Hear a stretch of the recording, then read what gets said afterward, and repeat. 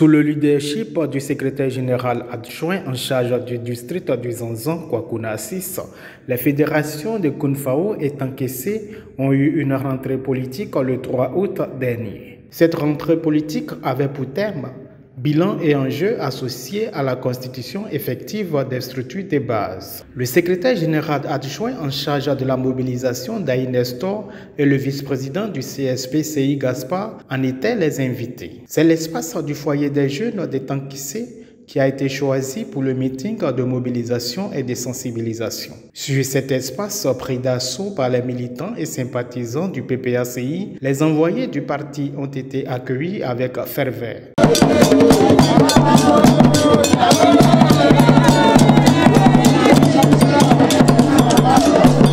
La partie cérémoniale passée, les responsables locaux se succèdent au pupitre pour leurs différents mots à l'endroit des membres de la direction du parti et des militants. Le secrétaire général adjoint d'Aïe Nestor délivre le message du parti. Dans son adresse, il salue la forte mobilisation des militants et sympathisants. Une mobilisation qui prouve leur engagement pour le président Laurent Gbagbo.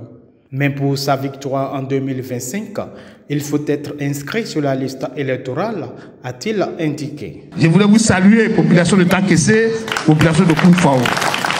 En vous voyant simplement, nous sommes rassurés, nous sommes convaincus que le président Laurent Gbagbo va reprendre le pouvoir en 2025. En voyant votre mobilisation, aussi particulière que multiple, le président Laurent Gbagbo, nous sommes rassurés qu'il va reprendre le pouvoir en 2025 parce que c'est pratiquement toute la Côte d'Ivoire qui réclame le retour de Gbagbo Laurent au pouvoir en 2025. Nous avons été à Korogo et nous avons fait la même mobilisation. Nous avons été à Agboville, nous avons été à Sopé, nous avons été à l'Ouest. Et c'est la même mobilisation. Oui, chers parents de Tankessé et de Kounfao, soyez-en rassurés, soyez sans crainte, car le pouvoir marche vers le président Laurent Gbagbo, car la fin du RHDP a effectivement sonné. En 2025, c'est fini pour le RHDP en Côte d'Ivoire. Est-ce que vous êtes d'accord avec ça?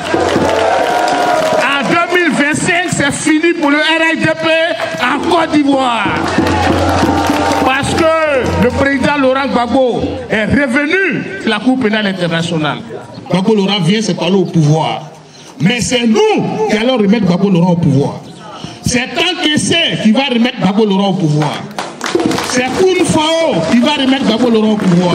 Est-ce que Kounfao et Tankessé sont prêts pour remettre Gbagbo Laurent au pouvoir? Est-ce que Kounfao et Tankessé sont prêts pour remettre Gbagbo Laurent au pouvoir? C'est de ça que nous sommes venus parler aujourd'hui. La reconquête du pouvoir d'État par Gbagbo Laurent. Mais Gbagbo Laurent l'a dit depuis 1990, sinon bien avant, qu'il ne va jamais prendre de fusil pour attaquer la Côte d'Ivoire. Il a dit non. Il ne va jamais faire de rébellion comme les autres pour combattre une injustice. C'est démocratiquement qu'il va reprendre le pouvoir d'État. Et il a pris le pouvoir en 2000 démocratiquement. En 2027, il va reprendre le pouvoir démocratiquement. Mais comme on va prendre des fusils, nos fusils là, ce sont nos cartes d'électeurs. Nos fusils, ce sont nos bulletins de vote.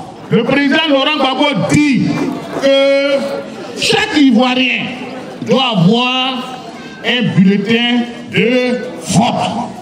Notre arme, là, c'est notre bulletin de vote.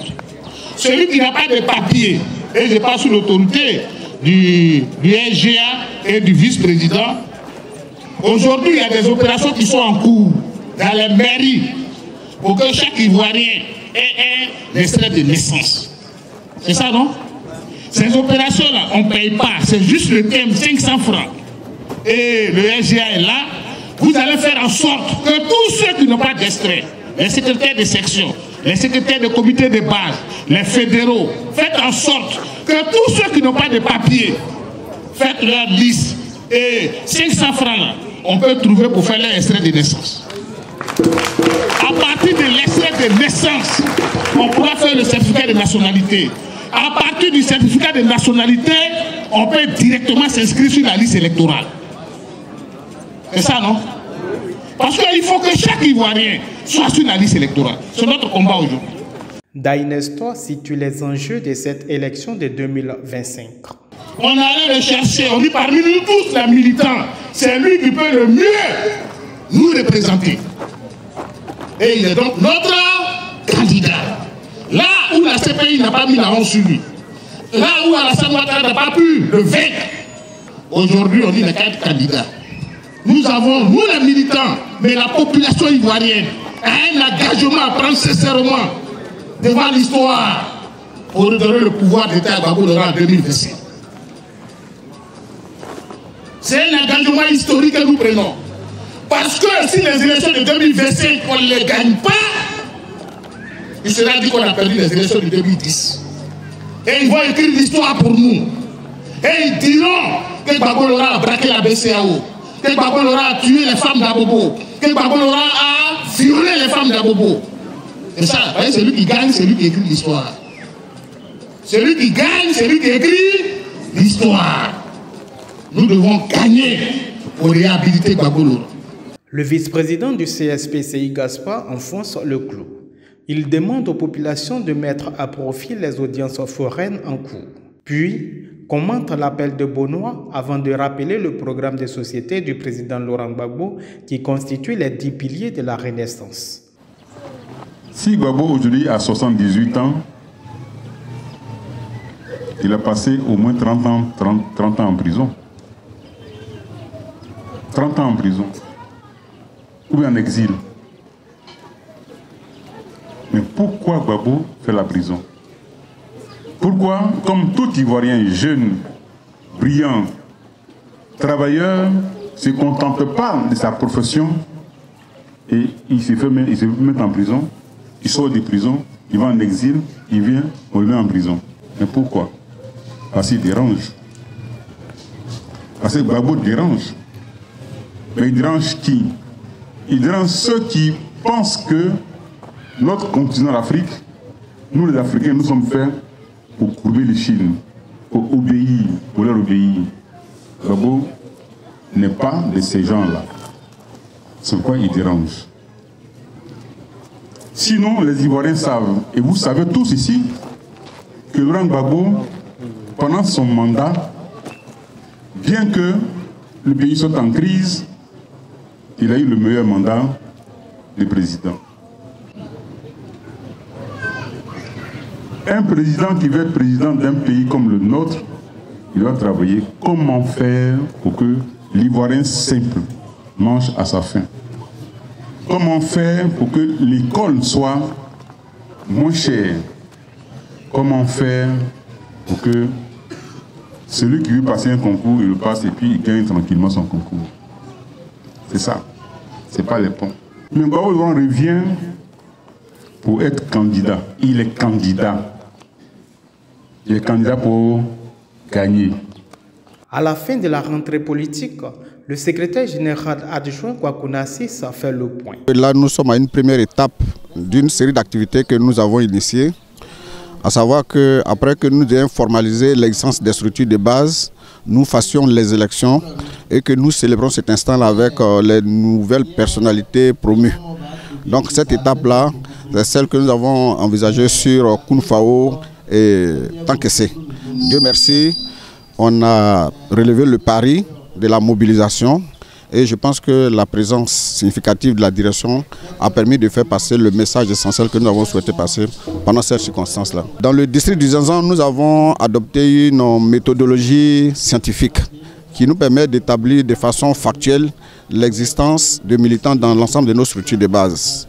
Notre dernier rapport que nous avons produit établit que sur l'ensemble du périmètre du district, c'est-à-dire dans l'ensemble des départements du district, nous en avons 9.